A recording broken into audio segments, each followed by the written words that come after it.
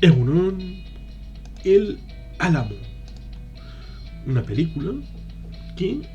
John Wayne, que en realidad se llamaba Marion, ¿no? Marion Robert Morrison, ¿no? Nacido en Iowa, ¿no? A inicios del siglo XX, que fue masón, ¿no? Pues francmasón, más concretamente. Pues quería hacer esta película desde el año 1945, es decir, justo después de terminar la Segunda Guerra Mundial. Pero hasta el año 60 fue el momento en el que pudo ponerse con la labor de la grabación de esta propuesta ética respecto al ámbito de Texas, en el año 1936, que es por donde transcurre la película. A pesar de que vemos una bandera, la que se hizo en el Álamo de 1824. Recordemos que la independencia de México formalmente se establece en el año 1821. Agustín de Iturbide se hace emperador de México, aunque aquello no acaba de terminar bien, y como elemento primordial podemos acercarnos al canal Bully Magnets, que son de México y tratan de contar, entre otras cosas, la propia historia de México de una manera amena y didáctica, lo cual está muy bien, sobre todo cuando vemos el inicio de la película, que habla de el general Santana, un dictador totalitario, un tirano, un auténtico ogro que atemoriza a los pobres ciudadanos que viven en Texas y que no tienen otra posibilidad que levantarse egregiamente contra el poder establecido y tratar de buscar la libertad. El coronel Travis parece ser el eje vehicular de la película y el líder de la misión de El Álamo. Posteriormente la podemos encontrar, El Álamo, evidentemente, en la ciudad de San Antonio, en Texas, famosa por su equipo de baloncesto, y también que pudimos ver, evidentemente, tanto El Álamo como la ciudad de San Antonio en la película Cloak and Dagger, Juegos Secretos, del año 1984. Aquí, en el año 1836 tenemos, evidentemente, al general Sam Houston, que trata de establecer un ejército, aunque tampoco hay demasiadas posibilidades, y vemos al inicio la idea de guárdame el fuerte para tratar de alcanzar a traer un grupo de gentes que pueda los territorios liberados, consolidarlos y apropiarnos del espacio y el tiempo para la supervivencia de la República de Texas. Y por eso hay un grupo, por ejemplo, el que viene del personaje interpretado por Richard Widmark, Jim Bowie, coronel también, respecto a los voluntarios para tratar de sobrellevar esa pesada carga. El coronel Travis, interpretado por Lawrence Harvey, pues tiene que lidiar con el coronel Davy Crockett, que fue miembro del Congreso por el gran estado de Tennessee, y justo antes, en el año 35, perdió las elecciones y se metió en este fregado respecto a una forma de un tanto impulsiva de cambiar el rumbo, ya que los buenos ciudadanos de Tennessee me han quitado el cargo de ser su representante. Voy a hacer lo que siempre he querido hacer, que es lo que me da la gana, que es ir con ese gorrito y ese fusil al proyecto de estado de Texas. Y ahí vemos como el personaje de un poco también detrás de las cámaras. El tema del guión pareciera como si el coronel William Travis, en ese encuentro en la cantina del inicio de la película, como si quisiera ponerse ahí a hacer un Shakespeare de, quiero hablarles a los muchachos y claro, el autor de la dirección, es decir, John Wayne, se pone a la altura y le da uno de esos discursos respecto a cómo encarar la gran palabra de la independencia y todo esto respecto a ser uno capaz de regirse por uno mismo los destinos y la libertad. Por lo tanto, tenemos un espectro respecto a tratar de poner en contexto la batalla del Álamo y la inmolación, y claro, esto no es un spoiler, la forma en la que se pelearon para tratar de sostener, porque no era una batalla contra el tiempo en la que, como se ve en una explicación que se la hace para Davy Crockett, pero no se la hace para el personaje de Richard Widmark, porque bueno, ese es un pelamangas que está borracho todo el día y además no tiene ningún conocimiento ni nada, pero a ti, bueno, supongo que porque fuiste congresista, o porque te tengo respeto, o por no sé qué cosas, pues bueno, pues te voy a contar el plan. Un secreto de Estado. Pues una de estas cosas que son absurdas, nada más verlas, pero bueno, igual tiene una lógica interna, si es que la tiene en algún momento. Esta idea de que aquí viene el general Santana, hay el río, y justo ahí es donde está San Antonio de Béjar. En la película hablan de San Antonio de Béjar y el Álamo, una misión de los religiosos, como hicieron muchas en el ámbito norteamericano y también sudamericano, pero hablamos aquí en Norteamérica, en la zona, lo que luego sería México. Y es donde se refugian los buenos ciudadanos de la futura República de Texas, en esa misión de El Álamo. Y tenían la idea de que fuera un cortafuegos para impedir, porque claro, no pueden avanzar para tratar de destruir a las huestes de Houston dejando un enclave enemigo como era El Álamo. Y por lo tanto pretendía ser un freno a tratar de subir hacia las tropas de Houston, que trataban de engordarse, un poco como hace el rey Theoden antes de la batalla final en Gondor, en El Retorno del Rey. Bueno, tampoco nos pasemos porque ahí hay miles y aquí hay unos cientos de soldaditos que tratan de... Y encima dice el general Houston que se quejan un poquito y le dice, oye, decid de mañana que han luchado bravamente y se han sacrificado en el Álamo un montón de buenos, bravos muchachos, y por lo tanto cuando se empiecen a quejar, decirles que no tienen motivo de queja, aunque sean voluntarios, aquí hay que luchar hasta el final. Es una película que, claro, es muy interesante, los elementos, los matices.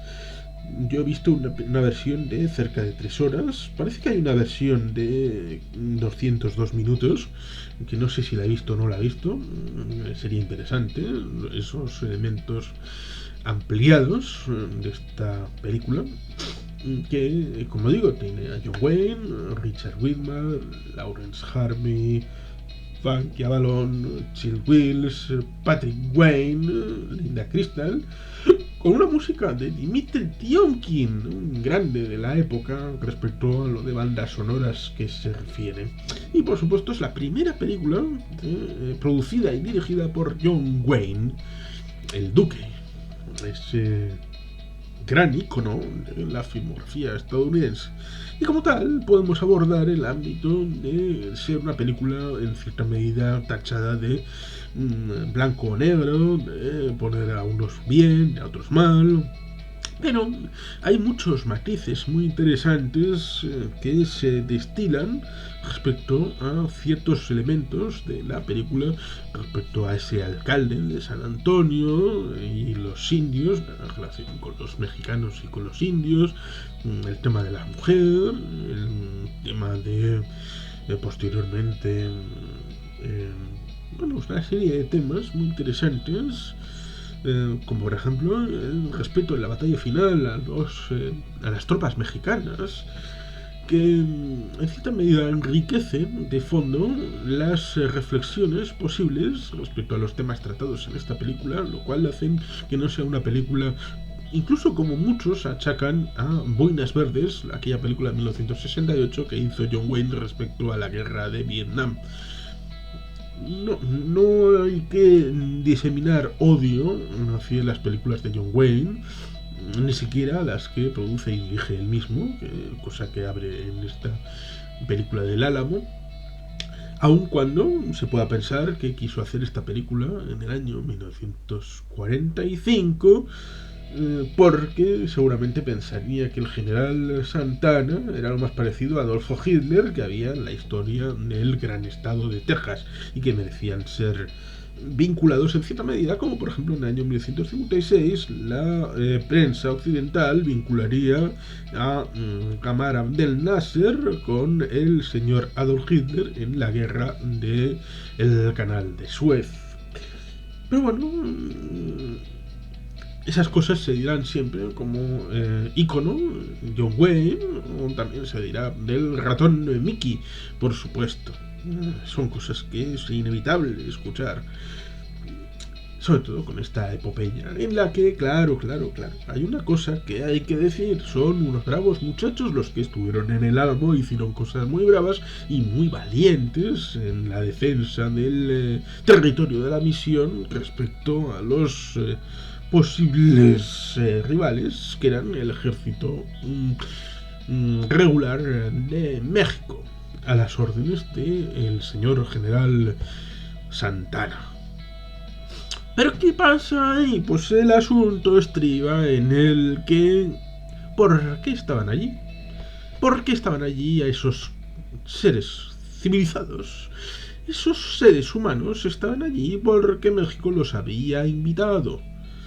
Porque México era absolutamente incapaz de controlar, incluso de invitar a las gentes de su propio país a subir tan arriba,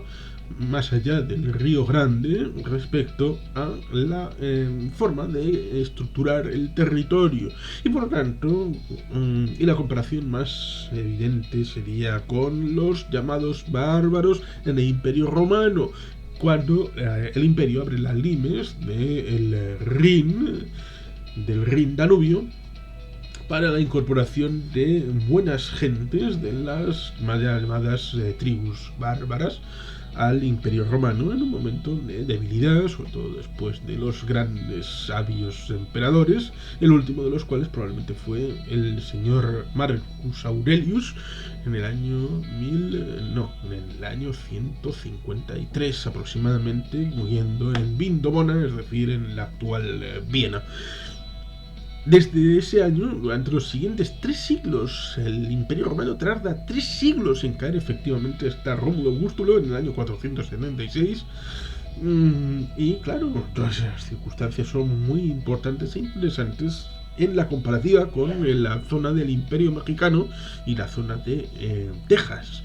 La zona no estaba muy suficientemente poblada y querían tratar de incorporar a gente a ese lugar, pero ellos no podían y lo hicieron a través de los anglosajones, como la gente del gran estado de Tennessee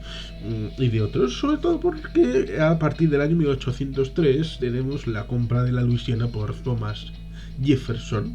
aunque sería efectiva un tiempo después al emperador Napoleón,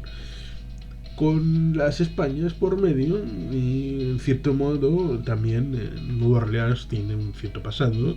hispano, incluso también, por qué no decirlo, la ciudad de San Luis, en la zona del corredor del Mississippi, y luego se incorporó al ámbito de los Estados Unidos de América. Y ya la aproximación, porque, como dice Paloma, creo que es Paloma, la de Fortuna de Jacinta, pero el ámbito de las Españas, en el ámbito americano, ya en 1808-1809, fue objeto de un comerciante espía que visitó la zona de San Francisco para ver la posibilidad y la disponibilidad de penetración de un país que no solamente se refugiara en las 13 colonias originales, sino que reverberara a lo largo de todo el continente hasta el Pacífico.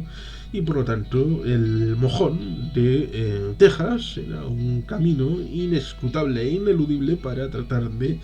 llegar al Pacífico cuanto antes, y para eso había que quitar de en medio todo lo que había en medio, como eran los territorios que entonces pertenecían, después de la independencia de 1821, con Agustín Iturbide, aunque fue emperador brevemente, luego el generalato de Santa Anna. Recomiendo vivamente, ahí están los Gulimanas, que cuentan la historia de México muchísimo mejor de lo que yo pueda recordar.